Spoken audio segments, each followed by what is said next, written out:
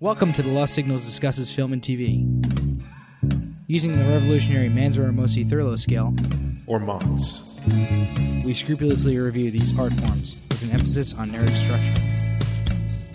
Join us for another entertaining episode.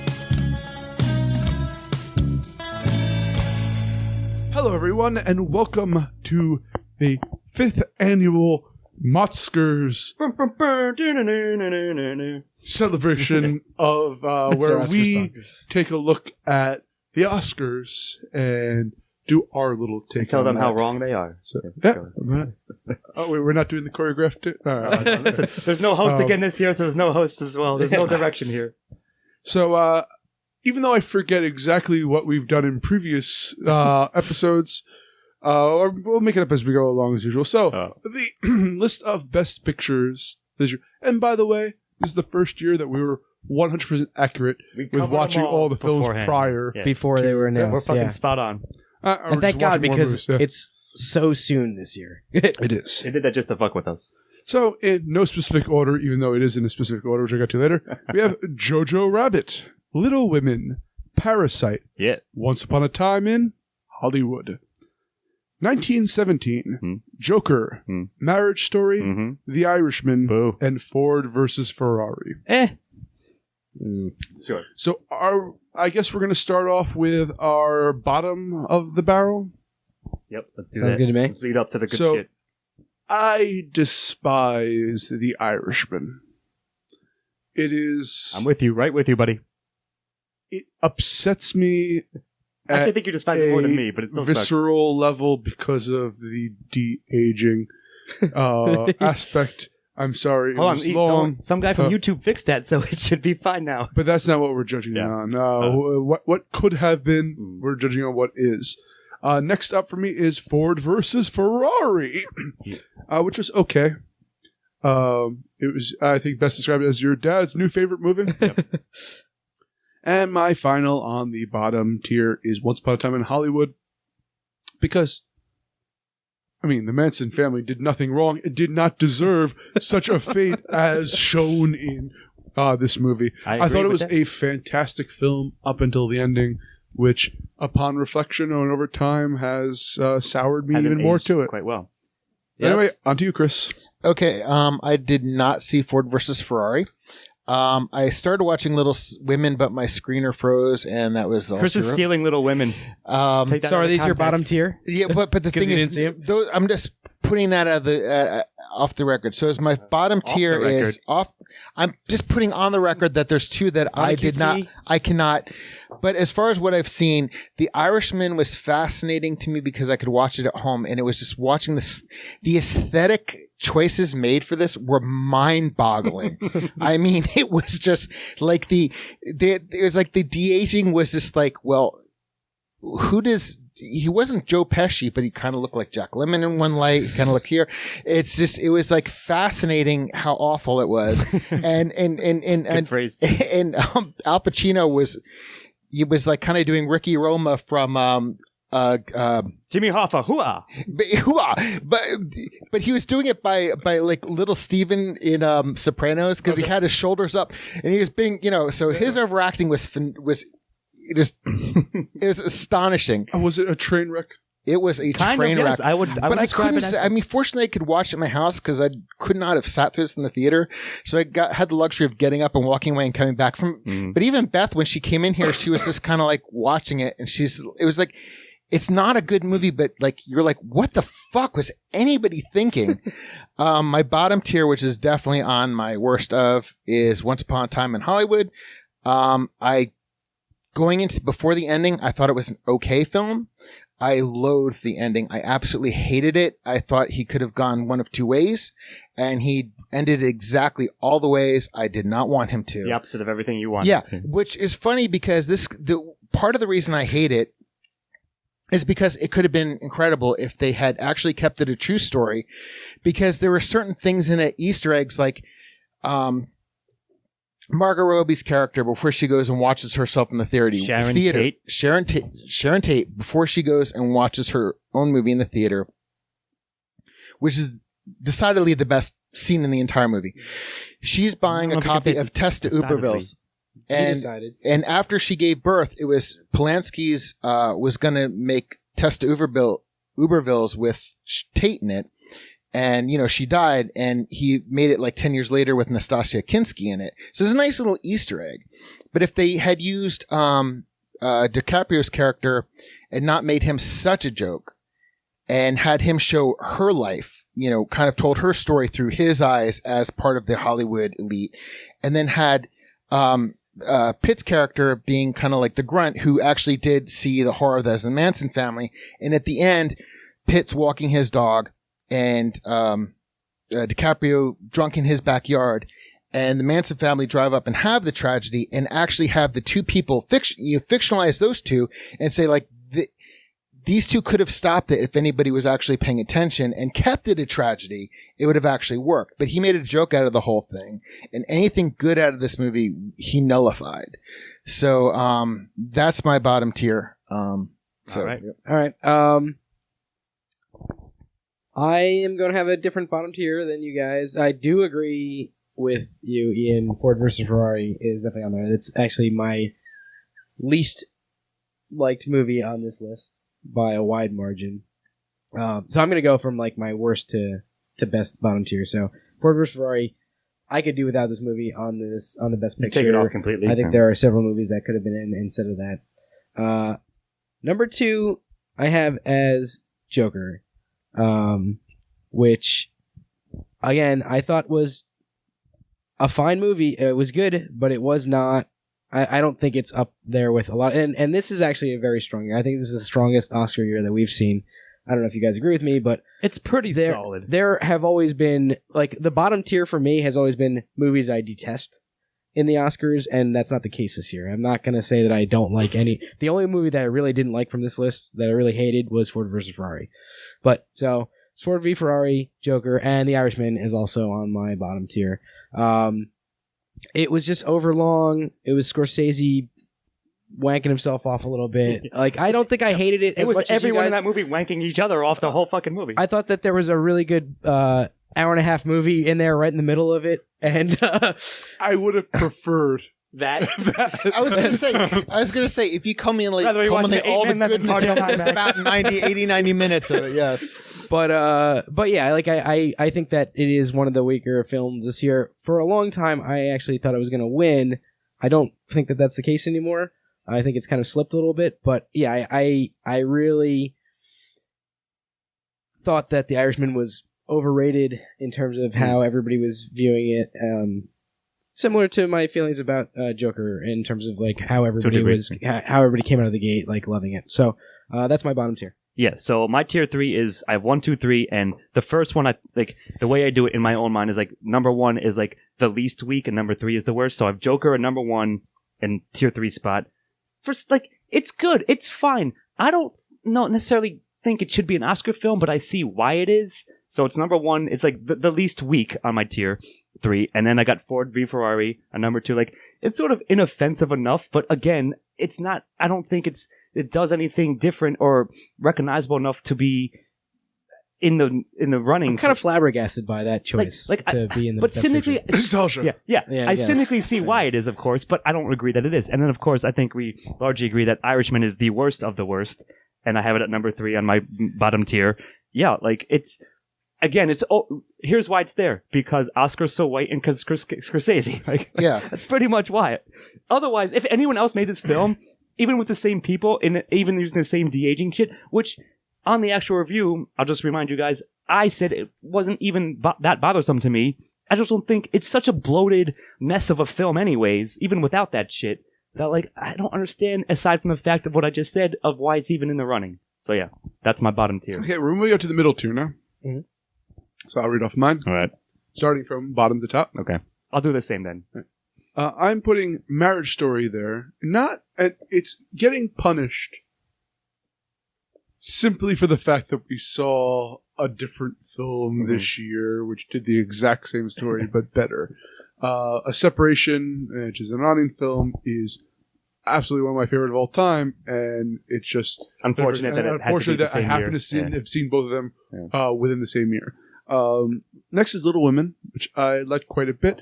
The problem with it is that, and this goes to my next one as well, my memory of it kind of fades to me over time. Mm. And the same with Jojo Rabbit. Even though I really like Jojo Rabbit, when we were going over... You have Jojo in your middle tier then? It's my number 4. One. Okay.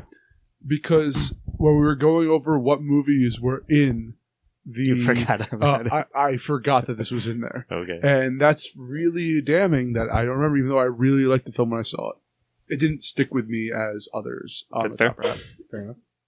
Okay, my second tier is the half hour of Little Women that I saw. I really enjoyed. So I'm going to put 1917 because while I really enjoyed it, Ian, to your point, it is a film that substantially faded. Like I loved. It's like at this point, I'm with you there, buddy. It's at this point the sum of the parts is better than the whole.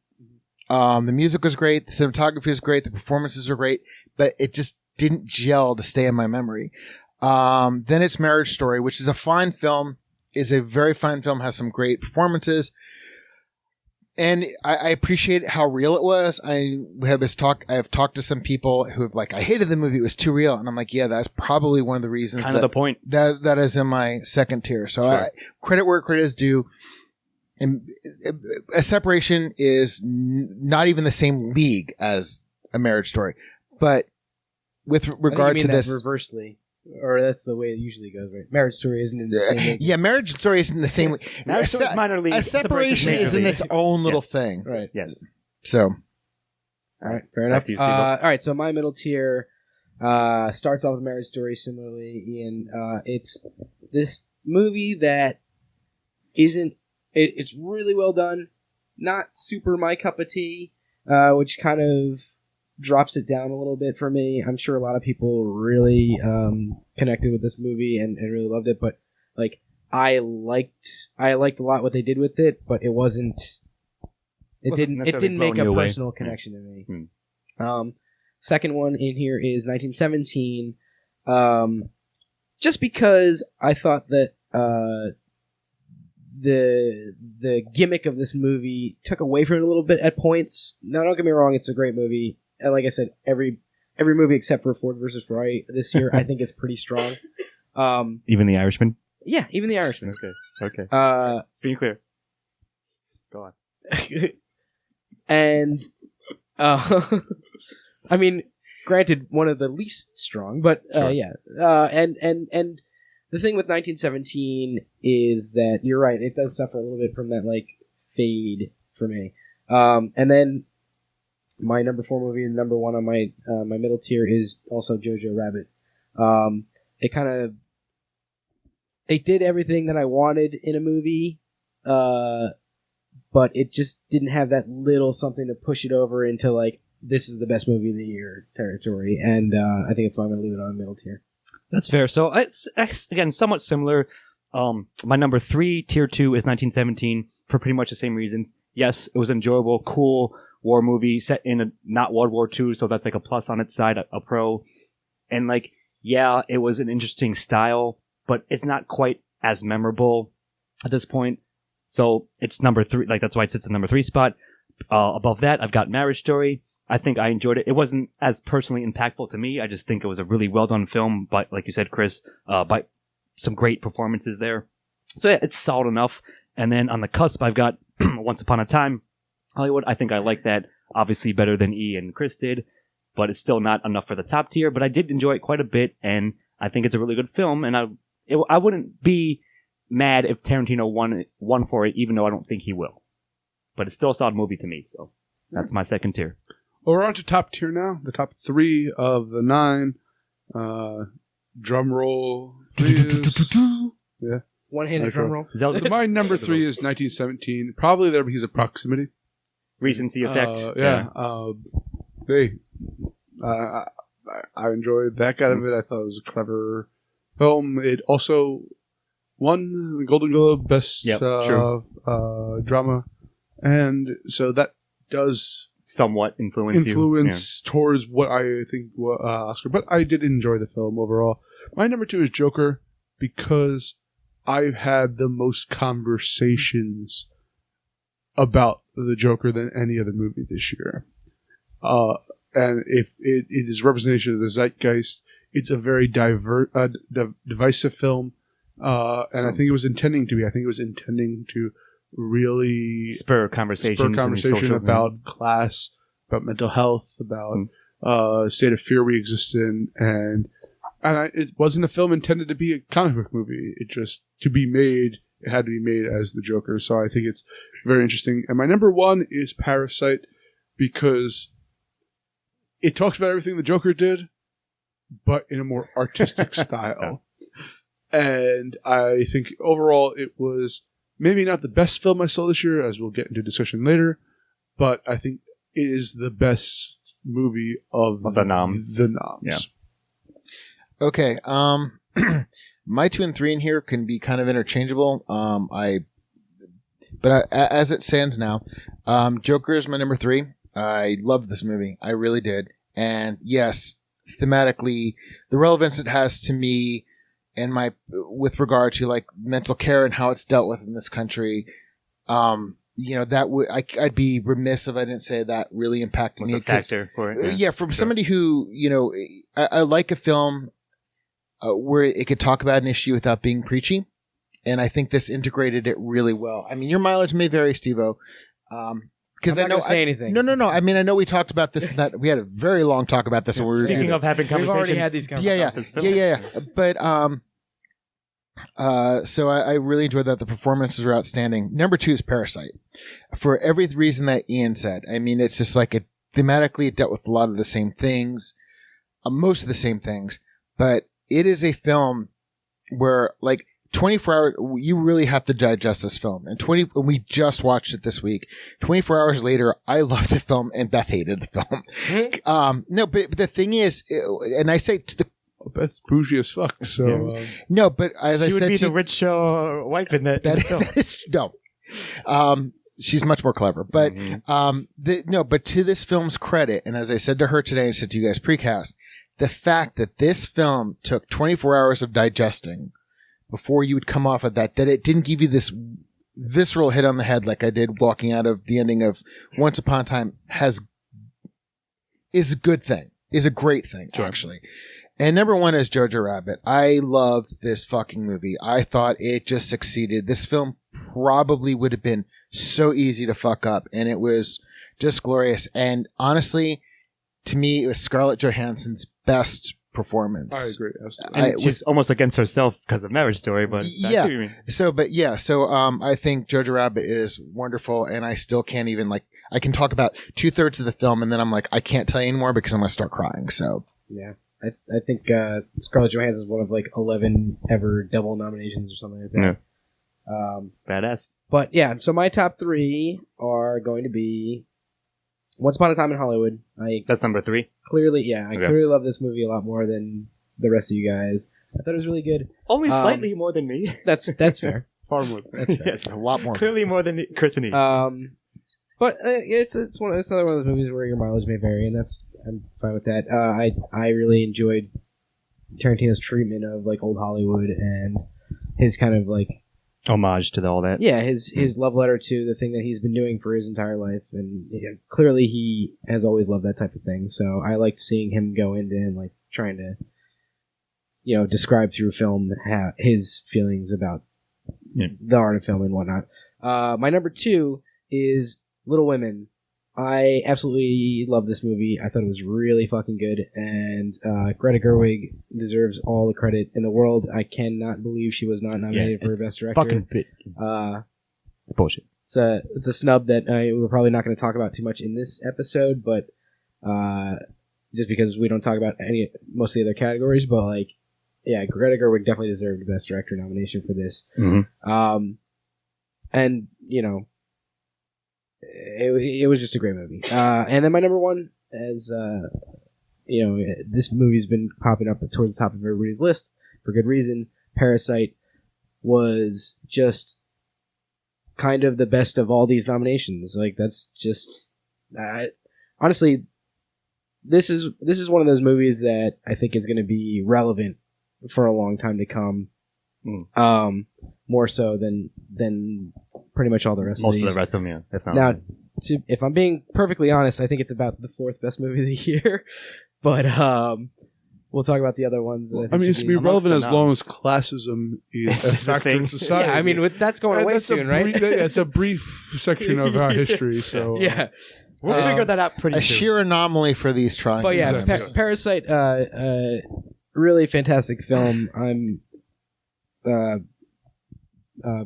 Bong Joon-ho. I'm looking forward to everything that he makes from now until forever. Yes, sir. Like I kind of feel the same way I felt about like Tarantino after watching Pulp Fiction for the first time. You know, like I just want to see the next thing that he does, and yeah. So that's my top tier. Alrighty, so my top tier, starting at number 3, I have Little Women. Yes, I thought it was a great film, and yeah, like I'm going to steal this, but did the film fucking direct itself? Like, what the fuck, man? So yeah, it was a great adaptation. Performances fucking top notch. And it does. I thought to myself, like, there's no way it can't be in the top tier, at least for me. So that's number 3. Number 2 is, and I almost can flip flop, kind of same, like 2 and 3 for me, Chris. I was like debating them quite a bit, but 2 ended up being just, again, personal taste, personal preference. Jojo Rabbit is, I think, like everything I wanted out of the film I thought it would be, and I love Taika Waititi as well. Like, same way that you said about, I'll get to Bone in a second, but same thing, like anything he does next. And yeah, number 1, Parasite. Like, to me, it was clear. Like, I was always going to put this film, once we had known, we had seen all the Oscar noms, and I was looking at the list, I'm like, yeah, from what's there in the field, maybe it's not much of a difference, but it's clearly number 1 to me. Steve, you're right that it, in a lot of ways, is emblematic of our time. Yes, and exactly, a sir. lot of the issues without being as in your face as the Joker is, yeah. And that its satire is far more effective for discussing what goes on through a lot of people's minds right now, whether you're Korean or in the U.S. or It doesn't the actually fact matter, that this yeah. was specifically designed as a critique of class in Korea and has Resonated throughout throughout. the Yeah. entire The world. Yeah. Yeah. Because we're living in those times. So Yep. get your yellow vests and your pitchforks. I'm going to start my own We'll grip, talk about that in a minute, Pretty fancy. or after we get off cast. but yeah. So I'm going to go over from bottom to top of how we ranked. What our MOTScars said it was. Yes. I don't have the numbers of what we gave it. I do. All right. So I'm going to read off the title. You read Okay, off. hit me. So at our bottom was actually Ford versus Ferrari. 5.3. Yeah. So we No, that one. not even a passing grade there. Irishman was next. 6.3. Oddly, it's slightly higher, even though most of us put it the worst. Had 1 point I think higher. it was Steve-O that I curved gave it that. like a point or 2 higher than Yeah. you guys. I wasn't that So much. 5.3, 6.3. Next up is Marriage Story. 8. Right. 8 even. Now tied were 1917 Joker. Joker 8.75 and 1917 8.75. So tied. Up next is Once Upon a Time in Hollywood. 9. Probably from my influence. It's definitely you. Parasite is next, which is interesting. 9.3, which is the lowest of the highest, if you will. Yep.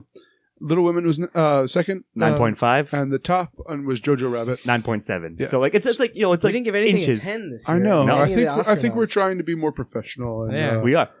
Usually it's like, Yeah. we would give a movie that we all said was shitty at 9.5. Listen, so like, it's funny you said this is a strong year, maybe, but there's no 10 films from the Mott scale on it. but you know what? Like it like look back over the other like best picture seasons that we've done. This one is like pretty stacked from top to bottom. Even if you don't agree with the top, I agree. bottom tier. Steve, it's 100% better than last year. I'll give you that much Like for sure. I'd rather have The Irishman than fucking like Bridge of Spies. Like, Or Bohemian Rhapsody. or Bohemian Bridge of Rhapsody, Wives. or fucking Green Book, which actually fucking won somehow. Yeah. Yeah, seriously. I like Green Book. Yeah. I won't get into that either. Because it makes you feel I good. have my pulse on the Academy. Right. So Anyway. we're going to finish off, I suppose, this episode with what we think were snubs. And I'm going to start with my 3 for this. Mhm. So the A24 Awards, Yeah. Fuck you. I was going to say, the Academy goes to A24. who are producing some of the best films out there. In fact, right now They're the best studio at when this we moment. go I'll stand by to it. plan out what movies we're going to see for this podcast, I specifically look out to see what A24 is releasing because I'm really interested in what they're producing. And they came out with 2 films, Midsummer and Lighthouse. I think Lighthouse is a little bit better because it's a little bit more daring, but I think both of them were wonderful. I forget what director's names for those. Robert Eggers did Lighthouse, and Ari Aster. Aster did Midsummer. Some of the best horror. They're my type of horror. They did not that I expect horror to do well on the Academy Awards, but they're phenomenal films. And I still think the best film of the year is The Farewell. It's tremendous. It's well worth seeing, and I think it was a stop. And if it were on the list, it would be a number 1. Yeah, so, I mean, I agree. Lighthouse is, in fact, my personal favorite film of the year. So I made a separate list, but I agree. I think it's up for, like, cinematography, like, in quotes, a minor technical award, if I can reference that. Midsummer would be just behind that as well. And if you want to know, we gave Lighthouse a 9.6. We gave Midsummer a perfect 10. And we also recently did, my biggest snub is The Farewell. Yes, we gave that a perfect 10. And it easily get rid of Irishman, get rid of Ford vs. Ferrari, and put that motherfucking film with a bullet into the nom. It's the Beale Street of this year. It is the Beale Absolutely. Street. Without question, it is the Beale Street of this year. Yeah, I will say it's just fucking, it's a travesty, dude. It is totally a travesty. I'll say this: Farewell is probably my 3rd favorite film of the year, but it is of those, and the other 2 that you mentioned are my number 1 and number 2, Lighthouse and then Midsummer, and then The Farewell. But The Farewell is by far the most like Oscar-esque film of the 3. With those, right? Like that's the one that should be on this list. Yeah, no question. The other thing is it's not even in contention for best foreign film anything. because it's an American movie because it was an A24 movie, which is fucking bullshit. Yeah, I have it on my like notes. like they didn't get I think they any changed the recognition. name from foreign language film to international film recently, which makes this a snub because it would definitely be bullshit on a loophole. foreign because language part list. of it, because a quarter of it is English and the rest of it's in Mandarin. Yeah, there's not a ton of English. Anyway, I've got a couple more, unless anybody else has any other snubs that they want to get in beforehand. No, I'll wait till you're done and then I'll add mine. I have one, like, it's not necessarily a snub. Like, we all agree Farewell is easily the biggest and most egregious snub, for sure. Now, you might agree with me that maybe not us, the film, should be in best picks, but, like, people, again, should be recognized from it as well. So, like, it's like more of like a minor snub. Or like Lupita Nyong'o was phenomenal. A lesser, like, Yes, tier snub, but still totally a snub. Completely agree. That makes sense. I had You know what Us in my snubs just because I love that movie and Right. like, granted, it's never gonna get an Oscar, but like, it's or even a nomination for Best Picture. But like, Didn't Get Out get nominated? it did, but Get Out was more Sure, but you know what I mean. was Because a it more was like socially social. relevant. Yeah, it Sure, was sure. a more like socially impactful. But I'm saying It was They the didn't White recognize- Guilt Award of Hollywood. yeah, they didn't recognize anyone from Seriously. either The Farewell or Us, But- and I felt that was But the fact that Lupita Nyong'o was not Yeah. nominated is, exactly. I thought she was fucking awesome in that movie. So someone throw out, so you go ahead. Because I've got a couple more. I think I'm the only one here that's so far has seen Uncut Gems. I Correct. fucking loved that movie. Another A24 pick, I believe. With a great soundtrack, I saw it. And actually, the making of the soundtrack. 100%, yeah, it was. Mm. And guys, go watch it. It's awesome. It's really good. It's just like nonstop, wall to wall. We have Pam in the studio. She's giving me a stink face because she didn't like the movie. But My in-laws hated it too. But check it out. It's just like from start to finish, just ramping up tension, and it's really and Adam Sandler. This is more. This is more of the year. Like Ian, this is your year for like people that you hate redeeming themselves. Tom Hanks. I know you liked A Beautiful Day in the Neighborhood. Yeah, I Tom was going Hanks, to mention it. I'm getting to that Okay, one. my Tom bad. Hanks, Go Beautiful ahead. Day in the Neighborhood. I know you liked him in that. By the way, here's things. Beautiful Day in the Neighborhood deserves to be on there more than The Irishman does. And, I agree. and Ford versus Ferrari. I agree with that. agree. Take them both. I'll put Farewell and that on. Seriously. But Tom Hanks redeemed himself slightly in your eyes this year. when you see this movie, I know you absolutely hate Adam Sandler. When Meryl you see Streep Uncut redeemed Gems, herself. yeah, Meryl Streep in Little Women was pretty good. Yeah. But when you see Uncut Gems, I think you're gonna like Adam Sandler again, at least for this movie. Again. Well, for the first time, again for the first time. Yes. So Uncut Gems is on my list. I also want to mention Booksmart, which was directed by Olivia Wilde. Incredible. Really? Fuck One of yes. one of the best comedies of the year, if not the best comedy of the year. Put it on the list for us. Missed films. Yeah, I was going to say it's on Prime now, and I was going to watch it if I didn't watch Parasite. I actually rewatched it with my roommate and his girlfriend the other day, and I laughed my ass off again, like for the second time. So it holds up, you're saying? It's great. Very Yeah, nice. it's just really good. Other ones that didn't get mentioned, I already said A Beautiful Day in the Neighborhood. Knives Out was getting a lot of buzz just before Oscar half of time. you seen it, and half of us I have haven't. not seen and it. Didn't get on. Oh, I It's thought got you did it's got see it. like a really great Rotten Tomatoes score. It was a pretty damn good movie, but I don't know if I would put it on my Oscar nominations. Would it be like an honorable-ish of the year? Something like that? Yeah, it would be. It'd be close to top 10, Okay. but it would. I think I put it before seeing like 4 more movies that I Sure, really sure. loved at like 11. Okay. So like it would probably be 14 or 15 for me That's this fair. year. Still in the top 20. though. Right. And then Dolomite Is My Name was getting a lot of buzz as well. I thought this movie was pretty good. It's on Netflix. You can check it out. It's Eddie Murphy as a. It's like a semi-true check it out. story, right? It's a true story. It's Yeah. based on a true story, but it was pretty good. It wasn't A, as funny, or B, as like impactful as I wanted it to be, but I don't know if it was. I don't know. I thought it was pretty solid flick. I know it was getting a lot of buzz, but Yeah. that was another one that I just wanted to mention, and I think that's all the ones that I had. I don't know if you have anything else, Chris. I do. I'm going to speak. First of all, A24. As of now, January 31st, I saw Osgood Perkins' new film, Gretel and Hansel. One of his first film, which I'd consider one of the best of the decades, was called The Blackcoat's Daughter.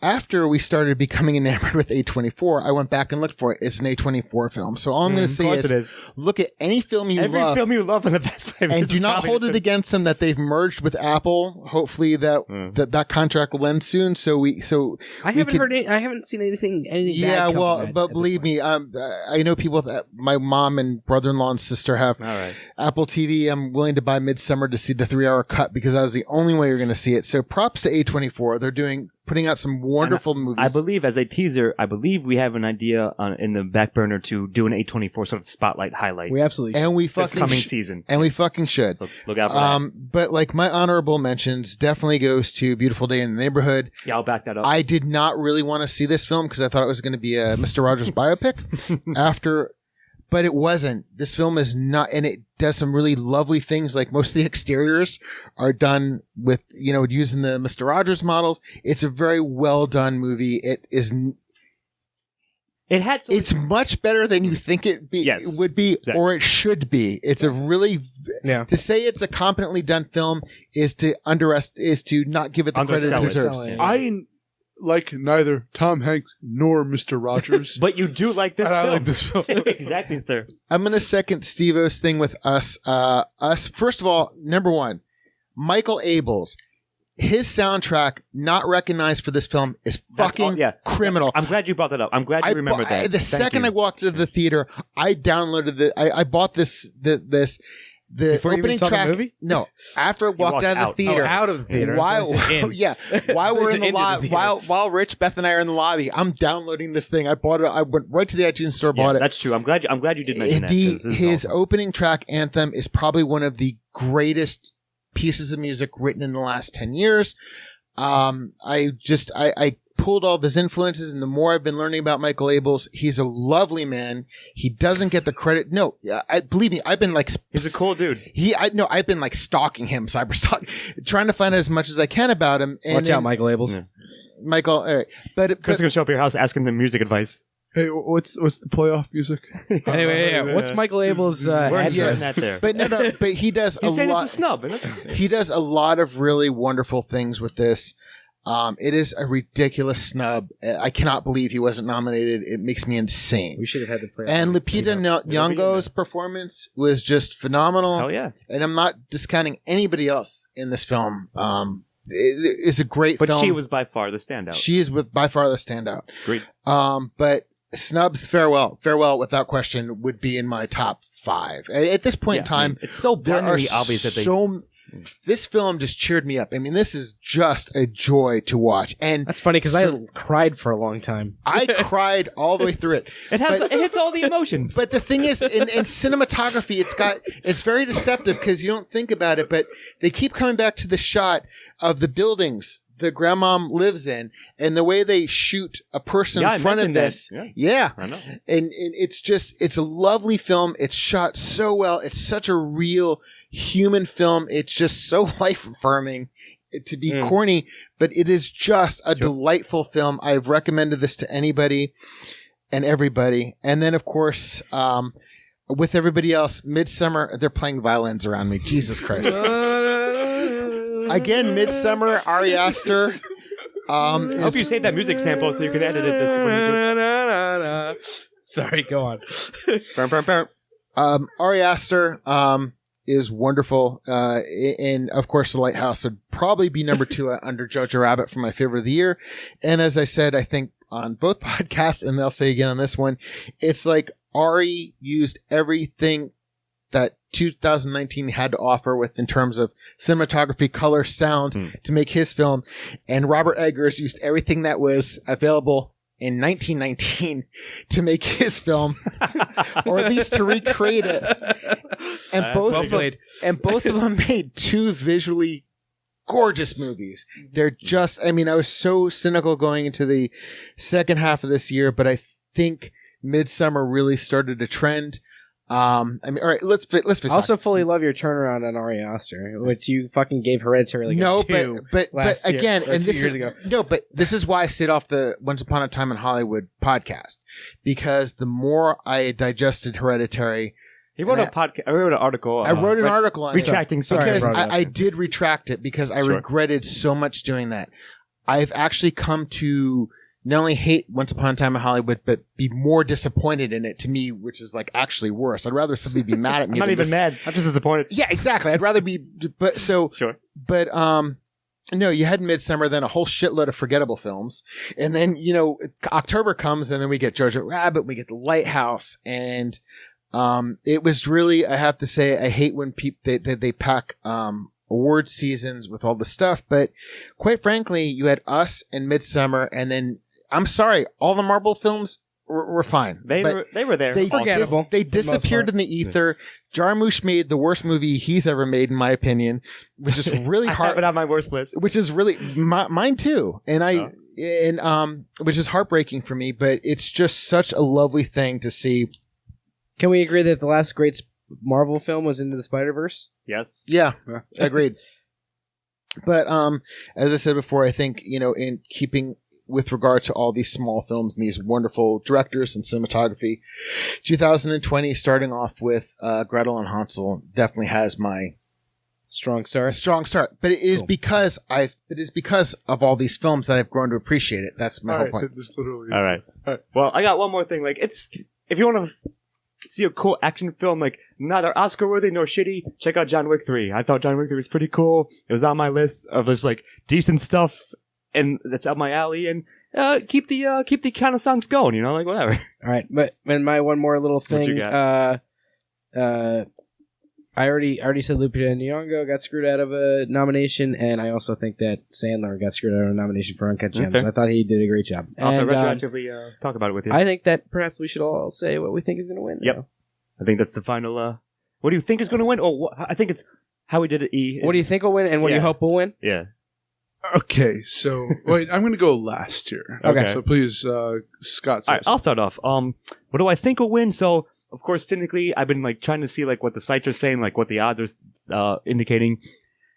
Looks like 1917 is a solid bet, but Parasite is also not a long shot. Now, if it's either of them, fine. Of course, I'd prefer Parasite. That would be sweet. I would hate to see Irishman win. I don't think it will.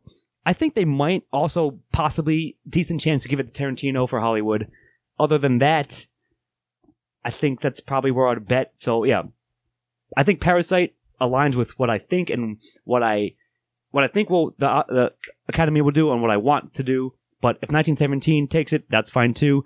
Anything but Irishman would also be generally acceptable.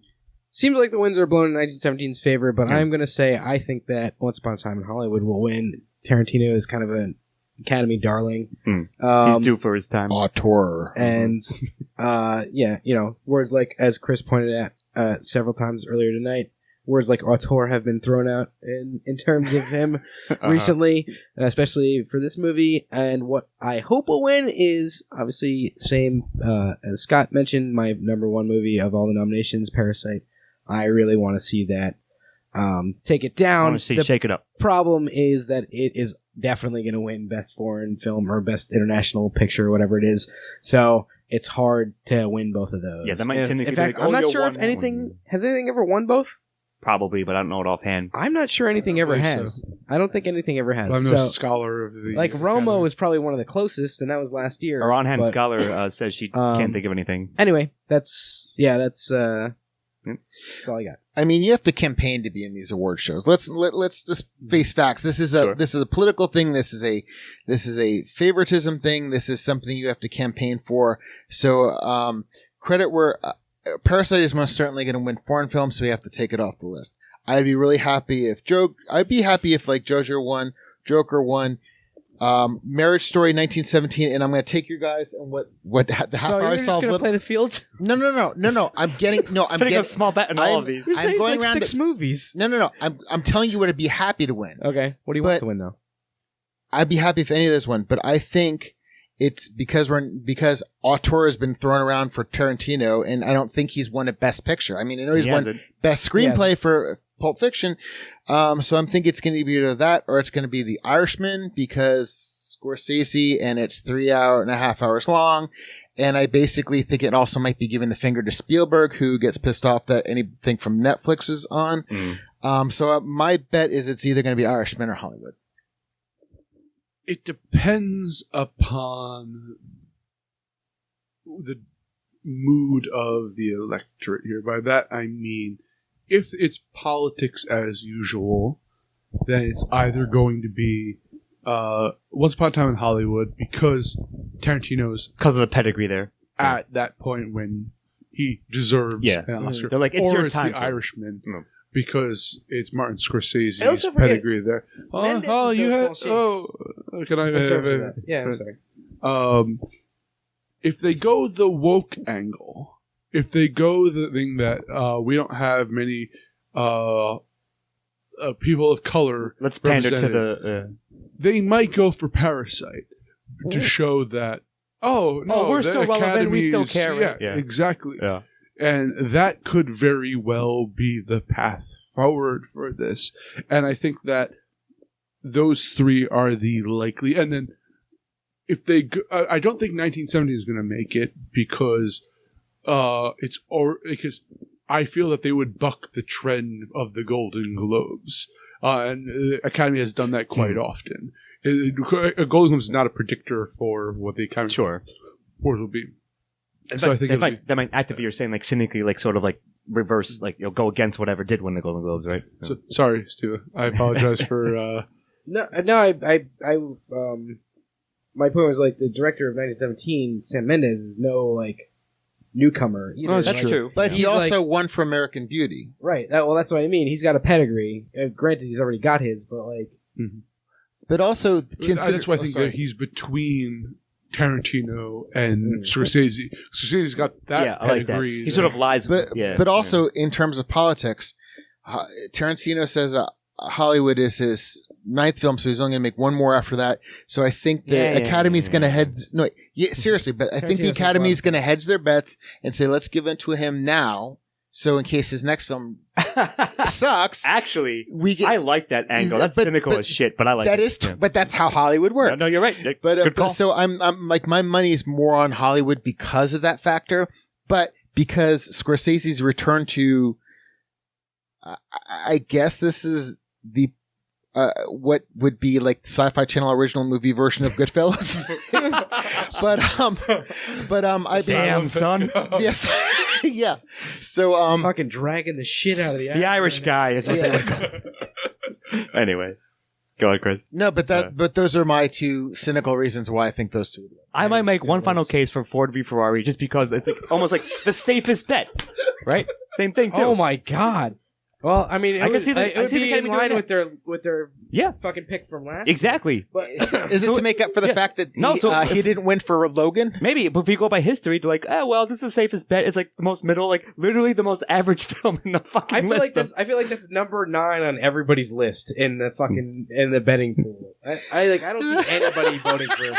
But I can see it. Ferrari. I wouldn't be surprised if they announce and the best picture goes to Ford Ferrari. So like, I will laugh my ass off if that's the thing. I mean, I've been mad before. Uh-huh. Academy Award winner Suicide Squad won an Academy Award. But did it really? Yeah, of course. Yeah. Was it Jared Leto? No, special effect makeup. I was so fucking angry that they won. All right. Anyway. Well, those are my thoughts. So I've been mad about the Oscar before, but that would just make like utterly no goddamn sense at all. Ford versus Ferrari. I might put a small bet on Ford versus Ferrari in actual probably reality. Should. It's probably like a fucking 400 to 1, long shot.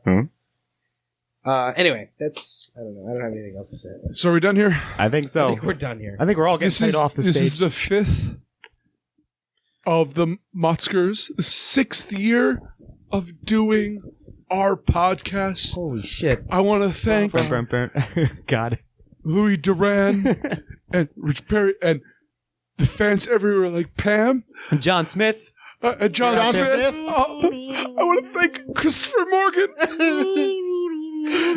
I want to thank. I'm sorry, and Stephen Hermosi. And Scott Thurlow. I like the Minor Technical Award. Can I thank my wife for always being there and enduring the late hours? Where the fuck did you come from? Well, I got it. I got to thank my wife. Were you even nominated for something? Why are you on stage? I nominated myself. This guy just ran up here like Kanye West. Yeah. Ian's Beyonce. I'm Kanye. Oh wait, no, wasn't no. Wait, Taylor Swift. Taylor Swift. You're Taylor Swift. I'm Kanye. And this podcast has been going to hell. So we should call it a night. We have to get out of here. Have a good night, everyone. Peace and long life. Bye. And I'm going to play with my little gold man. Good night. Editing and engineering by Christopher Morgan. Music by Christopher Morgan. Check us out on YouTube and iTunes for the shows, and on Facebook and Twitter for updates. Or MOTS?